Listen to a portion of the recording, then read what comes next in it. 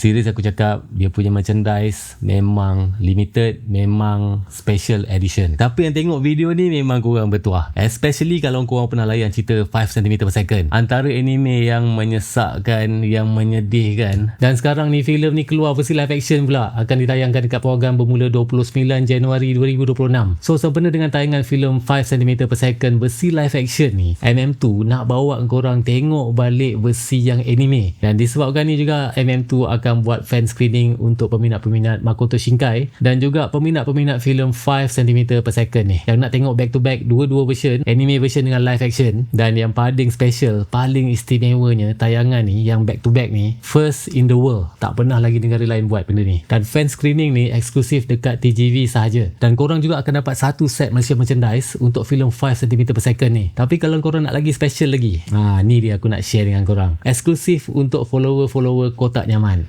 Mai dekat sini aku nak share dengan korang cara macam mana nak dapat merchandise eksklusif daripada Jepun, mat. Diterbangkan khas daripada Jepun untuk korang yang terpilih nanti. Aku akan pilih 5 orang pemenang. Korang cuma perlu beli tiket ke tayangan fan screening filem 5cm per second ni. Tapi aku nak korang PM aku proof, bukti yang korang beli tiket fan screening bundle tu. Hantar gambar dekat aku dan aku akan pilih 5 orang pemenang bertuah. Aku akan announce pemenang-pemenang ni 3 Februari nanti. Ni memang betul-betul bertuah, mat. Benda ni korang takkan dapat tempat lain. Ini je peluang korang. Kalau korang minat cerita ni, kalau korang minat karya-karya Makoto Shinkai, korang minat cerita 5cm per second ni, korang dah pernah tengok, inilah peluang korang. Kebut peluang ni untuk dapatkan merchandise yang super rare ni, mat. So aku nak tanya dengan korang, adakah korang akan pergi tengok cerita 5cm per second ni kat program nanti? Cuba komen kat bawah. Nyaman.